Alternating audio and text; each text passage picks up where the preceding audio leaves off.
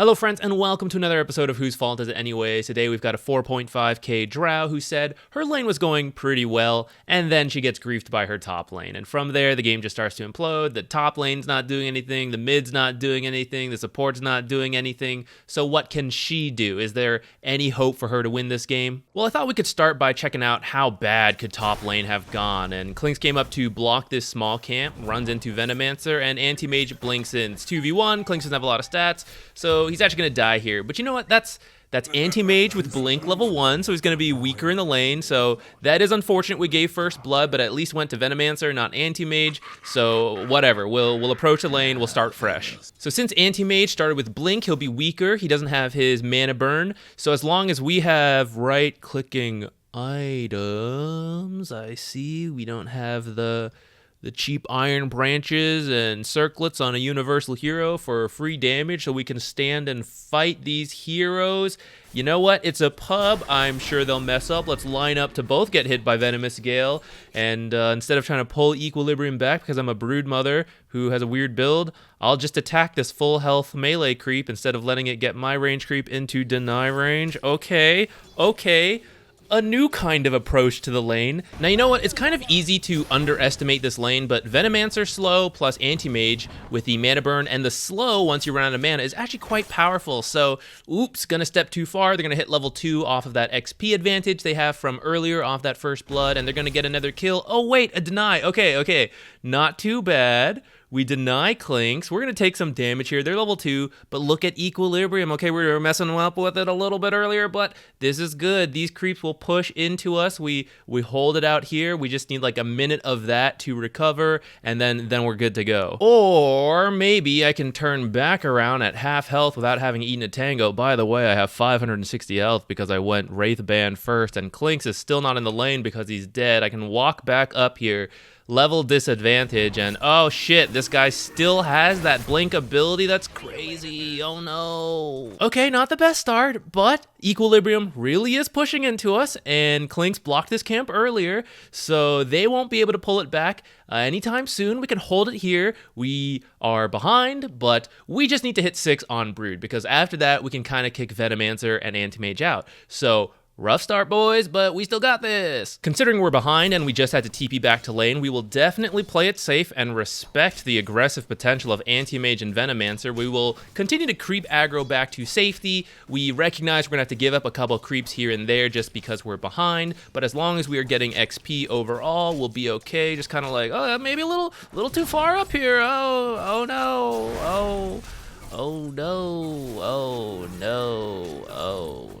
Let me just randomly switch targets instead of lifestealing the same target. I'm sure that was a very friendly ping. Venomancer walked home for a little bit because he just kept getting kills and ran out of resources, so it allowed the lane to settle down, and honestly, Broodmother's last hits are not too bad. Anti-Mage is fortunately not picking up all these kills, so Venomancer, super rich, but it's at least not shooting like Anti-Mage all the way straight to that Battle Fury. Drow is actually still ahead of him in net worth, so at this point, Brood just needs to recognize a rough start. We gotta like cut the bleeding, and I'm going to let myself be carried. We gotta respect that with a different skill build, different item build, we probably can stand still and fight Anti-Mage when they commit. We hit each other, Klinx hits Anti-Mage, Veno hits me, but because of Insatiable Hunger, because of different skill builds, stuff like that, blah, blah, blah, different heroes, we'll actually be okay in those trades. Now we're behind, we have to respect that, we have to do very defensive stuff. We gotta pull creeps to the side, we maybe have to unblock this camp ourselves if Klinx not doing it because our friendly constant pinging him reminders, somehow that's not bringing him to my side, so we'll have to do a little bit ourselves, but that is how Brood can still have a game here. And when you see Venomancer coming up close, we have to respect that and leave a lot sooner. Instead, we kind of don't, and so it's going to lead to us dying here again.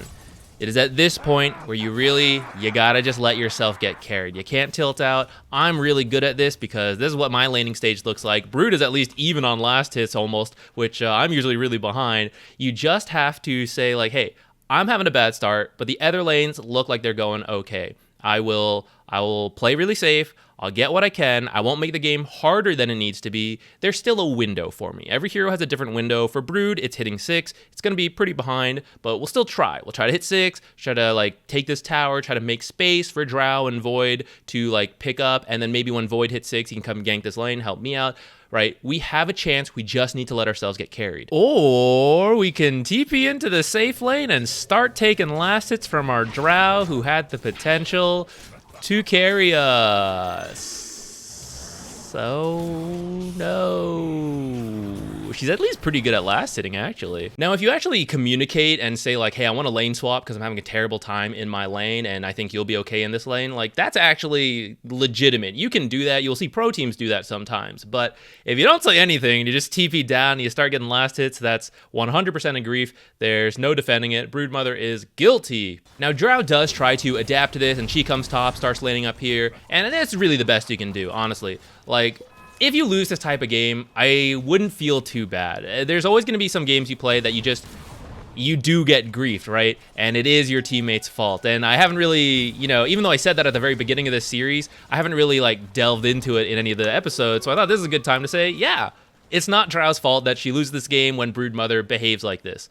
But if you still want to try, it's totally fine, because oftentimes the enemy gets overconfident once something like this starts to happen. It's like, oh, we can do whatever, just run at them. And then you start dying a couple times, and you're like, oh, maybe we should have done whatever, but we're still okay, right? Broodmother's griefing, right? And then, oh, she's actually been farming with her Midas this whole time, and now she's a hero, and we've kind of like fed away our lead. Oh, no. And it's an even game again. So you can just try to do your best in these games. If you lose, I wouldn't sweat it. To give some advice to Drow so that she can leave with something to improve her own gameplay, be careful around this 6 to 7 minute mark timing, because as a support player, I don't want to help you right here. I want to go take these wisdom runes. And so, for example, Clinks is on the way. Let's say Shadow Demon, instead of being here, he was trying to steal this wisdom rune. If you play too aggressive and they start to punish you for it, I might just let you die. I might let you go, right? At other times, you might have a support here to help you, but I would be like standing back here, push us in as fast as you can, maybe even use multi-shot and get out. Just go jungle, because if they do anything to you, like, you're not getting much help from any of the supports. And so, for example,